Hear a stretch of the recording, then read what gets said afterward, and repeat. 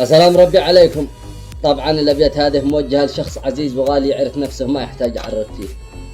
وانا اقول من انت لا مالك معزه ما اعطيناها لحد، من انت لا مالك مكانه ثابته وسط الكبود، من انت لا ما تستحل قلوبنا حتى الابد، من انت لا مالك معزه ما تراها بالوجود، من انت لا ما في غيابك راحتي ما تعتمد وفي حضورك تصبر الاجواح حماها والبرود، وشاهد الله وانبيائه والبشر من كل حد، ما شخص عزيته مثيلك عز ماشي له حدود، لان انت وافي جيد ما تعقد ولا بينك حسد، وانا افتخر بك رغم انف اعداك تقديرك يزود من طيبتك، يعجبني اسلوبك وهمك لا ورد وضيقتك دي مستعد اتحمله حتى عقود، وطبعك القاسي مع الحالات دي تدينا كذا اطمنك معجب بها والله وخلق الله شهود، حتى عنادك والتغلي والتغابي دون رد ما زاد الا فيك حبا دام ما خنت العهود، شمخ براسك والله انت فداك روحي والجسد،